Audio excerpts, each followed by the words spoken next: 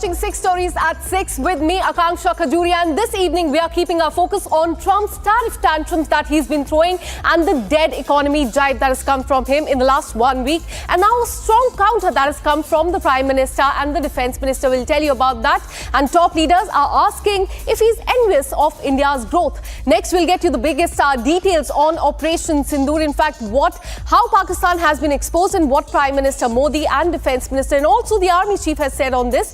And then the Election Commission of India has once again fact-checked Rahul Gandhi over his big claim on the voter theft in Karnataka, UP and Maharashtra. And then we'll in fact take you to Jammu and Kashmir, where we're learning that Hizbul commander with a massive bounty on his head has been injured in the encounter that is currently underway. We'll get you more details on that. And then in the national capital, another hit and run case has come to the fore. A man killed by a speeding Thar. And lastly, it is day 6 of Uttarkashi rescue operation. 1,000 people have been safely taken to a safe place. So far as the rescue operation is concerned, these are the top 6 stories that we are tracking for you at 6 o'clock this evening. Let's get started.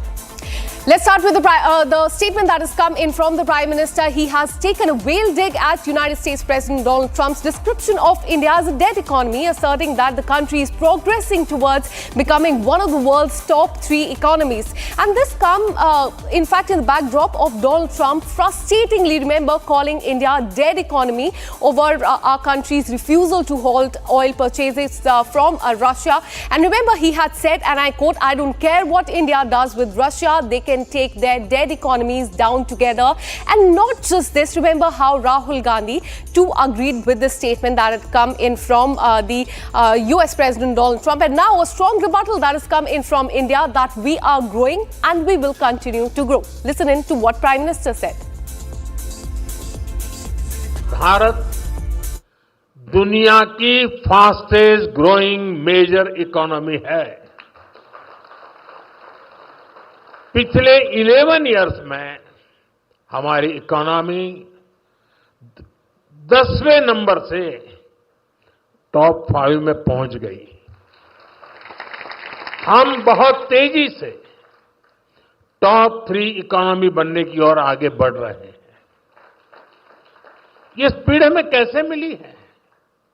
ये speed हमें reform, perform, transform की spirit से मिली है।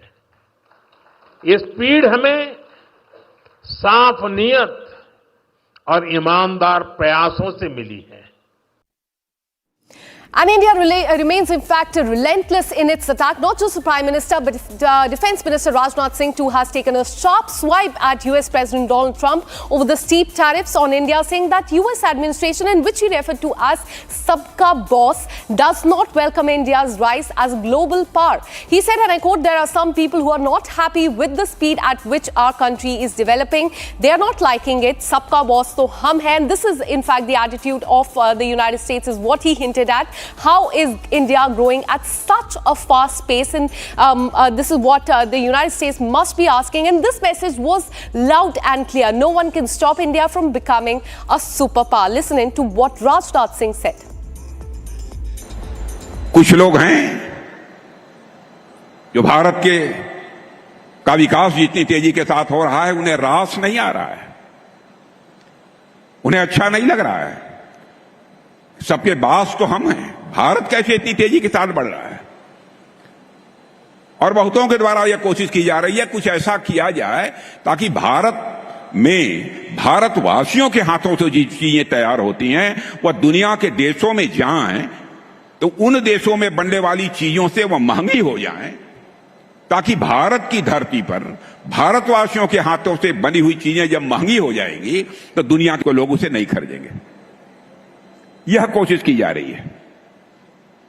लेकिन बहनों भाइयों, भारत जितनी तेजी के साथ आगे बढ़ रहा है, मैं पूरे विश्वास के साथ कहता हूं कि भारत को अब दुनिया की कोई ताकत विश्व की एक बड़ी शक्ति बनने से रोक नहीं सकती है। And for more on this, let me bring in Brigadier Sanjay Khanna, defense analyst. Thank you so much, sir, for speaking to Republic TV. Remember how Donald Trump said that our economy is dead and he doesn't care about it at all. Now, very sharp rebuttal that has come in from the Prime Minister and Defense Minister, saying that it is all because our economy is growing. Your first reaction to this? Thank you, Akansha, for inviting me to the show. All of a sudden, we are mounting pressure on Trump by way of statements, by way of telling them what has happened. You're well aware that yesterday the air chief had categorically stated that 5 Pakistani jets were down by us, as well as one evac also. And in addition, a lot of their infrastructure was damaged. So that was a statement given back to President Trump that this is what we are capable of. Now, I would like to tell that President Trump is like a small child. I always say this. He is such an egoist. Means for a small thing, he will tell lies, he will make statements, he will roll them back. He's an egoist. He tells lies, and he's the most unreliable leader in the world. And we all have seen it. And people laugh at him, and so do I, because what he says, what he does, at times he just does not mean it. He gets up in the morning and says something else. Now, he has not been happy with India for a couple of reasons. One is that, he's not been able to accept that India is not bending before him in the trade talks. And as well as, for the tariff, now he's levied 50% tariff. We said fine, and we've taken a stand. Now the trade talks have taken good about 6 months, and impasse is still there. Whereas Trump, if you remember, in between, he would say, we are very close to making a deal. We are very close to making a deal. So I don't understand how his mind works. If obviously his administration would be telling him, India is negotiating hard. We are also negotiating hard. It's going to take time. And but he would still come out with some vague statement. Then, the other thing is that India is not permitting US to influence us in any manner. We have seen that when Mullah Munir, I call him, I don't call him as the Field Marshal of Pakistan, I call him a Mullah Munir. So Mullah Munir was invited by the President of US to America, and without any political head or political establishment person from the Pakistani government. And it was just the DG ISI as well as Mullah Munir along with Trump. And they had a closed door meeting.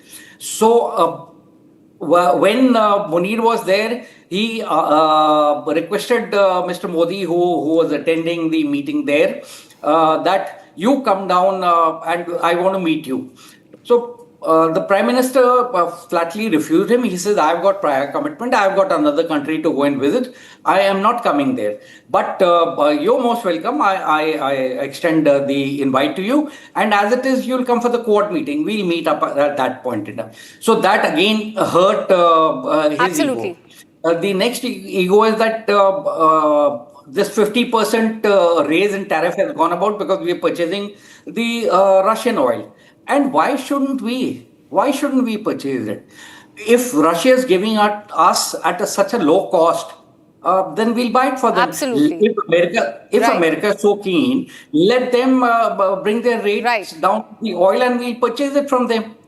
The other thing is that, India is not criticizing or going against the Russians.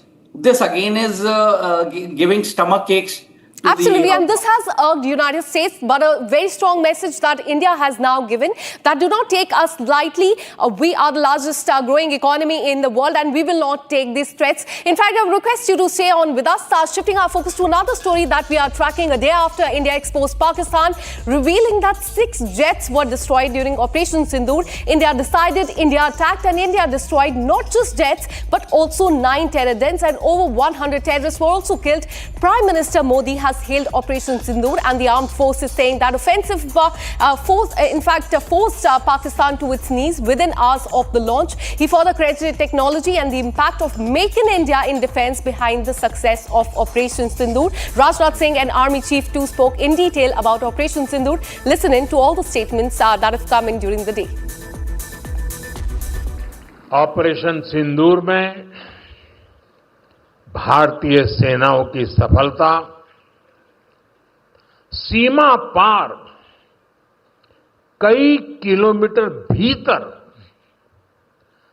आतंकवादी ठिकानों को नेस्त नाबूद करने की ताकत और आतंकवादियों के बचाव में उतरे पाकिस्तान को कुछ ही घंटों में घुटनों पर लाने की हमारी क्षमता पूरी दुनिया ने नए भारत के इस स्वरूप के दर्शन किए हैं।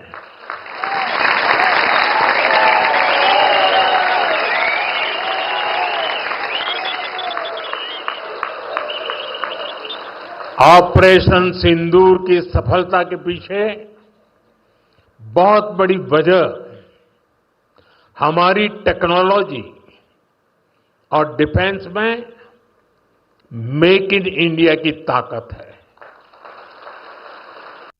कैसे पहलगाम में कुछ आतंकवादियों ने आकर हमारे वहां पर्यटन के लिए गए कुछ निर्दोष नागरिकों की निर्मम हत्या कर दी थी। मेरे बहनों भाइयों, उन्होंने मान लिया था कि भारत शांत होकर बैठ जाएगा। हमारे प्रधानमंत्री जी का संकल्प था, हम लोगों ने तय किया हम इसका मुंहतोड़ जवाब देंगे। और आपने देखा होगा, ऐसी कल्पना भी कभी नहीं की जा सकती थी, धर्म पूछ कर मारेंगे। पूछते थे कि तुम कौन हो। बहनों भाइयों, हम लोग धर्म किसी का पूछ कर किसी की हत्या नहीं कर सकते। हम तो किसी की हत्या में विश्वास ही नहीं करते। बल्कि चींटी को भी हमारे घर में माताएं बहनें जो आटा गूंथती हैं, तेरी चींटी कोई थाली के बगल से गुजरती है तो थाली का आटा निकालकर उस चींटी के खाने के लिए डाल देती हैं और ईश्वर से कामना करती हैं कि यह चींटी भी दीर्घजीवी हो। यह भारत की सोच है। और यहां आतंकवादियों ने आकर धर्म पूछ पूछ कर लोगों को मारा।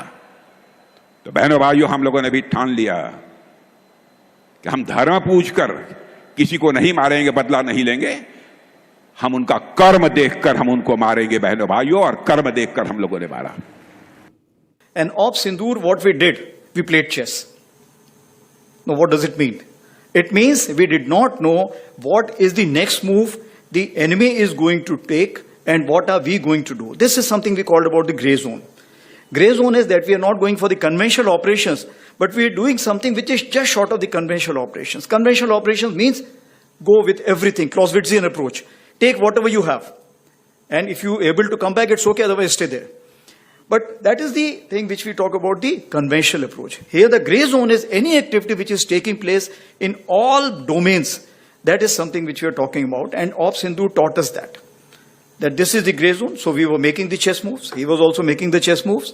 Somewhere we were giving him checkmate, and somewhere we were kind of going in for the kill at the risk of even losing our own. But that's the way life is all about. Let me once again bring in Brigadier Sanjay Khanna. Thank you so much, sir, for staying on with us. Now, Pakistan has been exposed globally, not once, but so many times in the last 3 months. They had said, remember, how they have won the war. Now, so many times they have been countered, how terror dens have been destroyed, terrorists have been killed, and whatever India wanted to achieve during Operation Sindur, that target has been achieved. Your reaction to this? Yeah, absolutely. Absolutely. This we did despite telling Pakistanis, the Prime Minister in a couple of his rallies had made a very categorical statement that we will hit you, that is the terrorist camps in Pakistan, and the various organizations which support these terrorist camps as per our own time of choosing and place of choosing. Pakistanis were prepared, yet we hammered them, and we hammered them with evidence. We provided evidence to the entire world, and that can't be negated by Pakistan, and hence Pakistan has not contested that. But one credit I'll give to the media perception and management, where they preempted our reaction to the entire world, and they have given very false narrative, which it's been built upon, and because of which the world believed what they were saying. We were little delayed in our action or reaction on this perception management through the social network. Pakistan, again, to convey to the world as well as to convey to the population of Pakistan that they had won the war, Mullah Munir got himself nominated as the Field Marshal of Pakistan.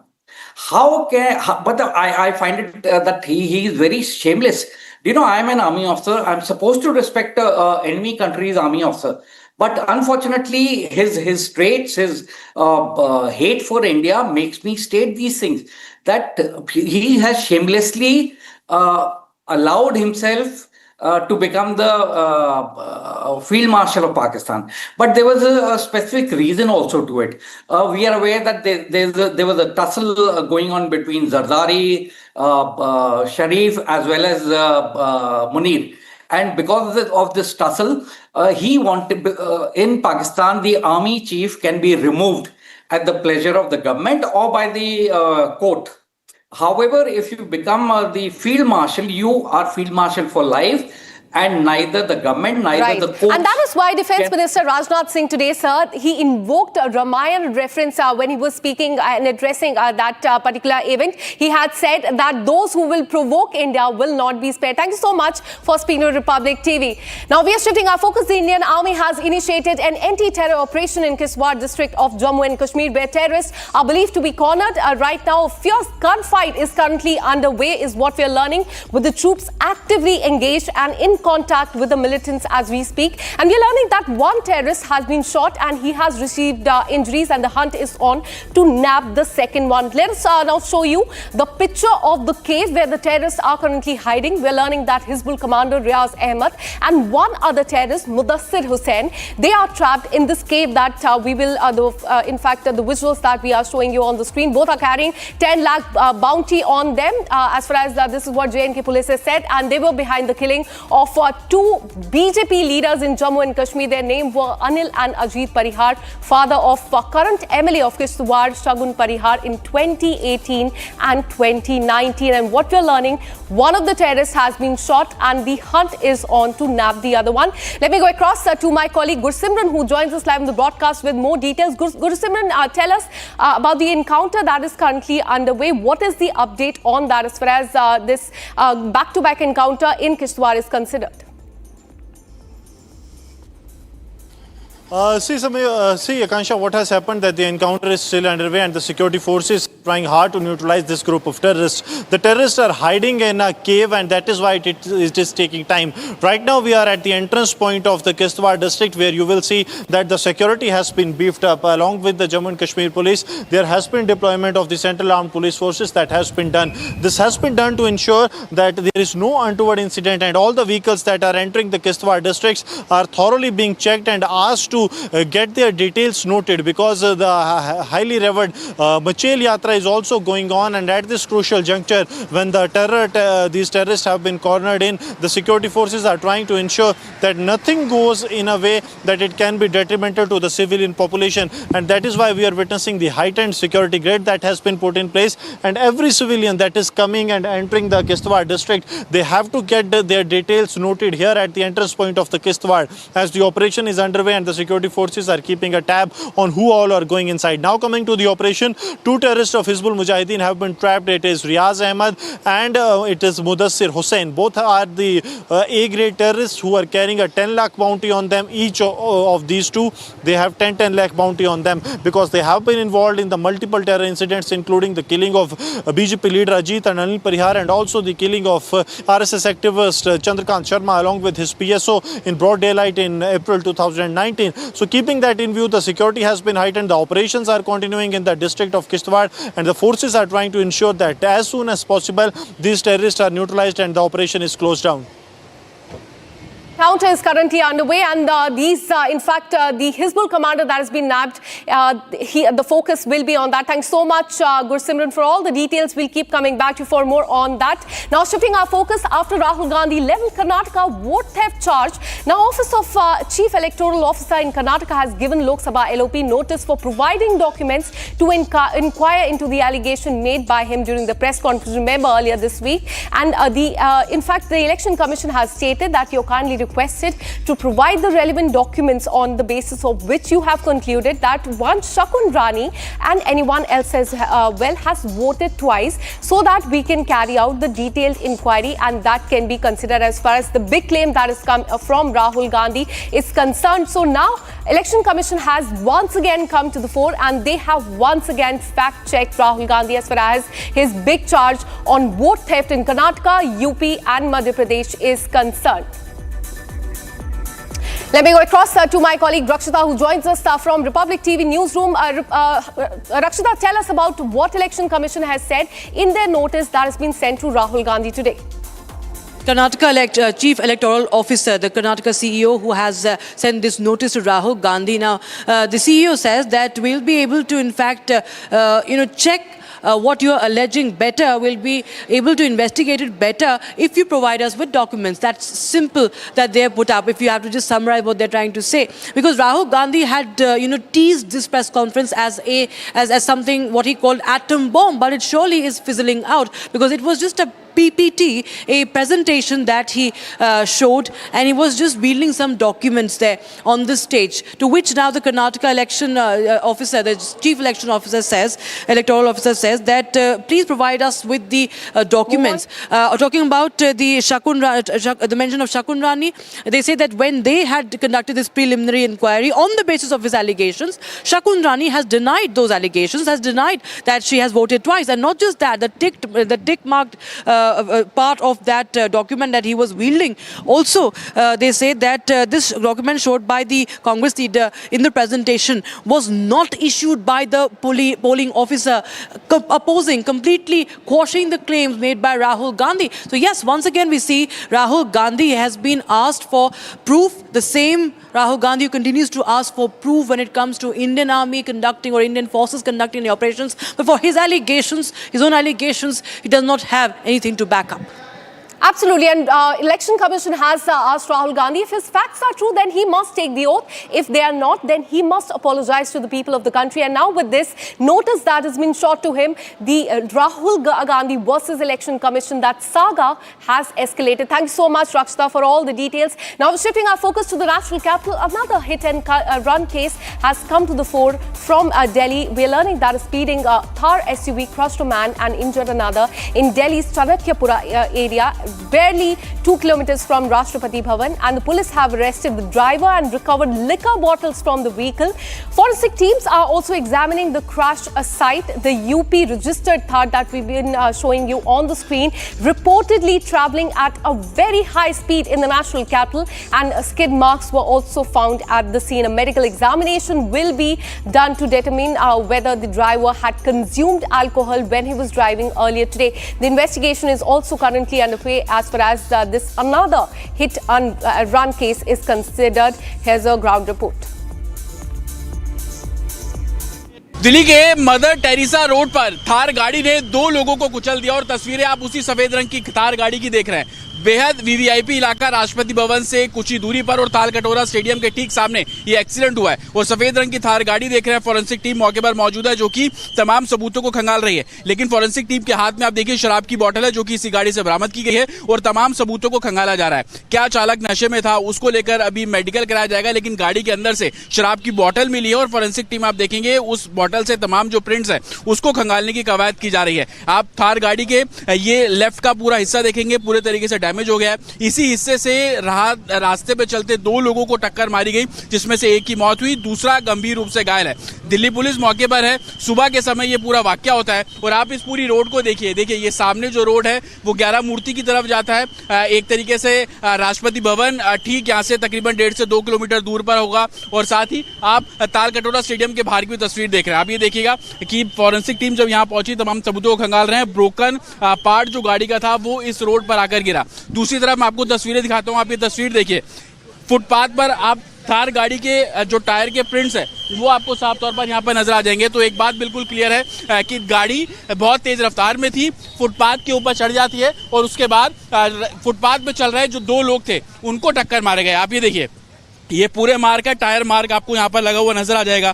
गाड़ी footpath के ऊपर चढ़ती है और उसके बाद footpath पर ही चल रहे जो दो लोग हैं उनको हिट करती है, जिसमें से एक की मौत हो गई और दूसरा गंभीर रूप से घायल। आप ये भी देखिए, यहाँ पर भी टायर के मार्क है। अगर आप पूरी फॉरेंसिक टीम को समझ पाएंगे जिस तरीके से उन्होंने इन्वेस्टिगेट किया है, तो आप यहाँ पर ये तस्वीर देख सकते हैं कि गाड़ी इस हिस्से से फुटपाथ के ऊपर गाड़ी का जो एक हिस्सा है वो चढ़ता है और उसके बाद आप आगे की तरफ देखेंगे गाड़ी जो सफेद रंग की थार गाड़ी आपको साफ तौर पर नजर आ जाएगी। और इसी फुटपाथ पर वो दोनों जो एक तरीके से शख्स है वो चल रहे थे, दोनों को ही सफेद रंग की जो थार गाड़ी है उन्होंने टक्कर मारी और उसके बाद की तस्वीर आप यहाँ पर देखेंगे। तमाम जो साक्ष्य उनको खंगालने की कवायद यहाँ पर की जा रही है। And now shifting our focus to the state of Uttarakhand, the relief and rescue operation continue for the 6th day in the Dharali area of Uttarakhand's Uttarkashi. Remember, there was a devastating cloudburst that triggered flash flood and landslide earlier last week and which had claimed the lives of 5 people there. All the stranded tourists in the affected region have been safely evacuated is what we're learning, and this is the part of the coordinated rescue effort by the Indian Army, the state government and the other agency under this operation that is called as Operation Zindagi. According to the statement from Indian Army today, 33 helicopter sorties conducted by Army and civil aviation teams have evacuated 195 civilians. Nearly 200 tourists were safely escorted through landslide-prone zones and transported from the Harshil helipad. All of them, in fact, have been taken to a safer place. And this is all we could pack for you in this bulletin of 6 stories at 6. We'll be back tomorrow with more such stories. Till then, keep watching Republic TV.